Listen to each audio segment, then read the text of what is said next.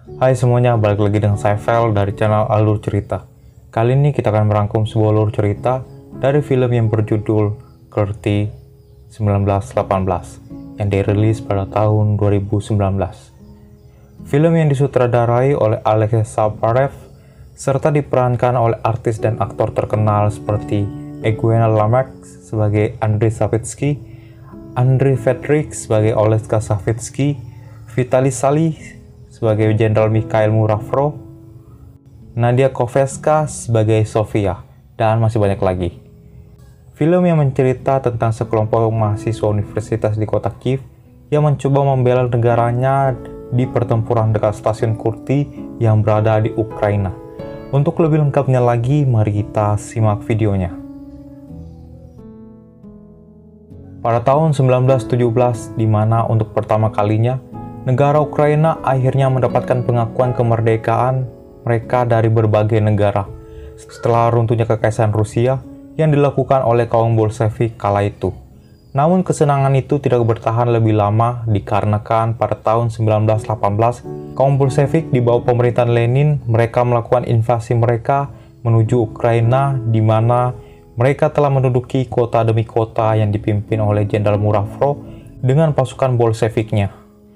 Lalu scene berganti di sebuah kampus yang berada di ibu kota Ukraina, yaitu Kiev, di mana kita diperkenalkan dengan seorang pemuda yang bernama Andrei Savitsky yang berasal dari keluarga yang cukup terpandang di kalangan militer Ukraina.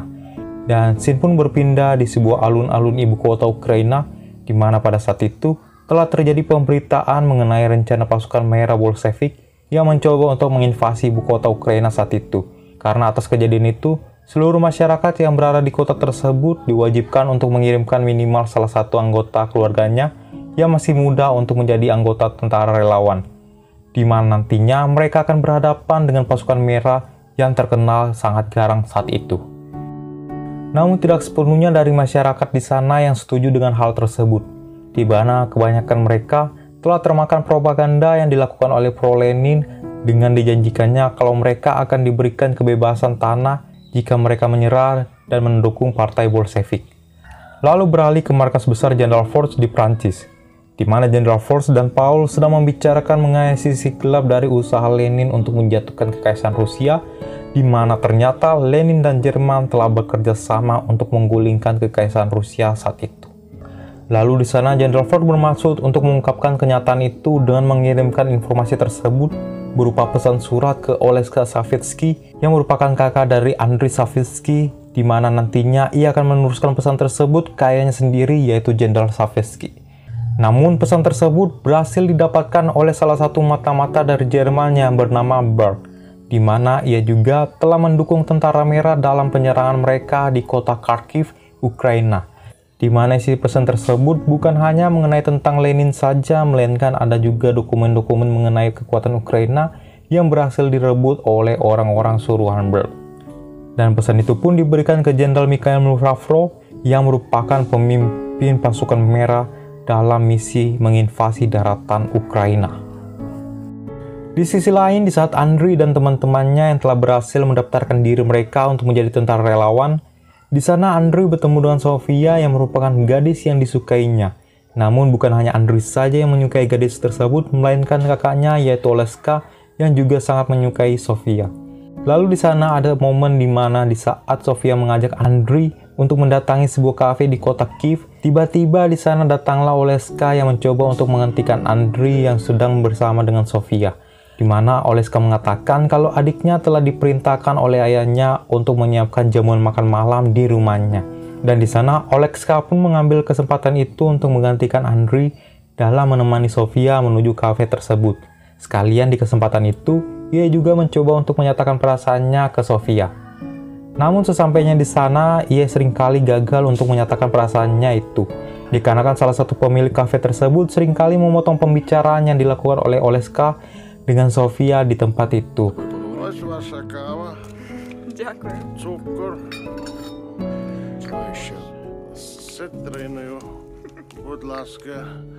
Dan hal itu membuat Oleska tidak jadi mengungkapkannya dan ia pun kembali ke rumah untuk makan malam bersama Andrei dan anggota keluarga lainnya.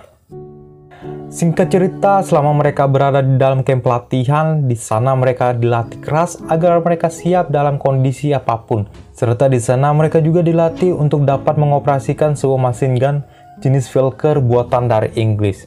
Di sisi lain juga telah terjadi kerusuhan di kota Kiev, di mana kaum pro-Bolshevik di Ukraina melakukan aksi mereka dengan membuat kerusuhan di berbagai penjuru kota tersebut. Serta mereka juga sempat membakar salah satu pabrik terbesar di Ukraina pada saat itu, yaitu Arsenal Factory. Setelah mendengar keberhasilan dari kaum pro-Bolshevik di kota Kiev, di sana Jenderal Mikhail Murashov melancarkan aksi mereka selanjutnya dengan melakukan serangan menuju stasiun Kurty, yang mana jika daerah tersebut berhasil dikuasai, maka jalan mereka menuju kota Kiev dapat berjalan dengan mudah. Namun rencana itu dapat diketahui oleh intelijen Ukraina dan hal itu pun langsung diberitahukan ke Simon Peliura yang merupakan perwira tertinggi di pasukan Ukraina. Dan mereka pun mengirim para tentara relawan itu ke stasiun Kurty untuk menghentikan laju serangan dari pasukan Merah Soviet. Namun di saat Andriy dan teman-temannya ingin dikirim ke stasiun Kurty, di sana Aleska datang untuk menghentikan Andriy dalam pertempuran itu. Dikarenakan ia tahu apa yang akan dilakukan oleh pasukan merah nantinya di stasiun Kurty. Karena pada saat itu, Oleska sendiri ternyata merupakan salah satu orang suruhan Berg yang mengumpulkan informasi dan dokumen-dokumen penting mengenai Ukraina yang akan diberikan ke Jenderal Mikhail Murashov. Karena hal itulah ia takut terjadi apa-apa kepada adiknya jika Andriy mengikuti pertempuran tersebut.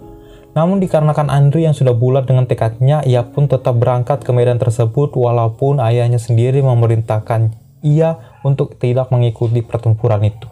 Karena ia telah belajar banyak hal dari keluarganya sendiri bahwa jika menjadi seorang prajurit, ia harus mempertahankan hak tersebut demi banyak orang dan juga demi negaranya sendiri. Karena Andriy yang telah memilih keputusannya sendiri, di sana Oleska pun pergi dari tempat itu sebelum Soviet datang untuk mengucapkan perpisahan kepada Andriy yang akan pergi ke medan pertempuran.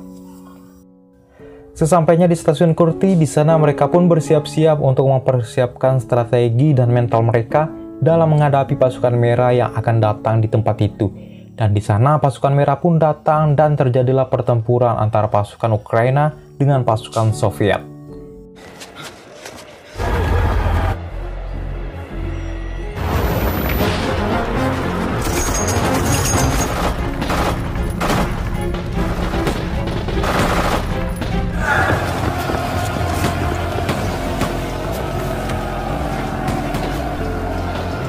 Di sana pasukan Ukraina sangat mengalami kesulitan dalam menghadapi serangan pasukan merah Soviet, di mana ternyata pasukan Ukraina yang berada di medan tersebut hanya berjumlah sekitar 400 tentara saja, sedangkan pasukan merah Soviet mengerahkan 4.000 tentara pasukan yang 10 kali lipat lebih banyak dari pasukan Ukraina sendiri. Ditambah pasukan Soviet telah didukung dengan persenjataan yang sangat modern pada masanya, serta mereka juga didukung dengan meriam artileri yang terpasang di salah satu kereta api milik pasukan merah Soviet.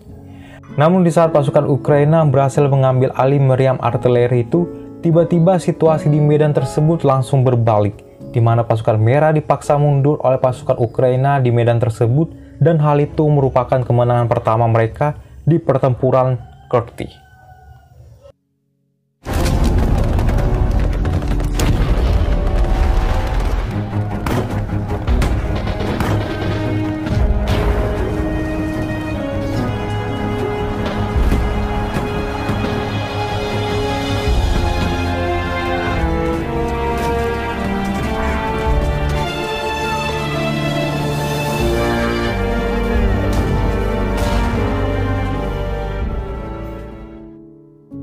Dan di malam harinya, pasukan merah Soviet pun melakukan aksi mereka kembali dengan menyerang pasukan Ukraina yang berada di parit pertahanan. Dikarenakan jumlah pasukan Ukraina yang sudah sangat sedikit akibat pertempuran awal tadi, di sana mereka pun memutuskan untuk kembali ke kota. Namun dikarenakan Andriy yang tidak melihat teman-temannya setelah pertempuran tadi, di sana ia pun memutuskan untuk kembali ke medan tersebut, di mana ternyata teman-temannya telah berhasil ditangkap oleh pasukan Soviet di salah satu bangunan di medan itu. Dan di saat pagi harinya, pasukan Ukraina yang berhasil tertangkap oleh pasukan merah, di sana mereka pun dieksekusi tepat di atas rel kereta api di stasiun Kurty oleh pasukan Soviet. Serta di sana mereka sempat menyanyikan lagu kebangsaan mereka sebelum peluru-peluru tersebut menembus tubuh mereka. Lalu di tempat lain yang juga berada di dekat stasiun Kerty, di mana Olekska sedang menemui Batnery yang merupakan pemimpin dalam organisasi Pro-Lenin di Ukraina. Di mana di sana ia sedang memberikan dokumen-dokumen penting ke Batnery, serta di sana juga Batnery memberikan imbalan ke Olekska atas usahanya tersebut. Namun di saat salah satu anggota Pro-Lenin di sana mencoba untuk menembak Andriy yang baru saja datang di stasiun itu, tiba-tiba Oleksa menghentikan aksi tersebut dan terjadilah baku tembak antara Oleksa dengan anggota Pro-Lenin di sana.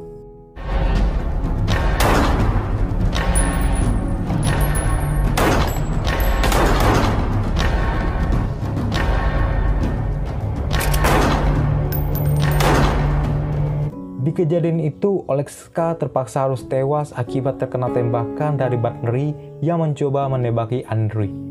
Dan di sana Olekska pun menitipkan dokumen-dokumen itu ke Andriy agar ia dapat memberikannya ke ayah mereka. Serta di sana juga ia meminta maaf karena telah mengkhianati keluarganya dan negaranya. Di sana Andriy pun berhasil kembali ke kota bersama pasukan Ukraina yang tersisa. Serta ia juga memberikan dokumen-dokumen tersebut ke ayahnya yaitu Jenderal Savitsky. Dan berkat informasi yang mereka telah kumpulkan, di sana Jenderal Savitsky beserta anggotanya berhasil menangkap Berg, yang mengakibatkan pasukan Soviet menghentikan sementara waktu misi invasi mereka ke kota Kiev. Namun di akhir tahun 1919, pasukan Soviet telah berhasil menguasai ibu kota Ukraina yaitu Kiev di masa tersebut. Dan pada tahun 1991, Ukraina pun dinyatakan merdeka setelah runtuhnya kekuasaan Uni Soviet di tahun yang sama.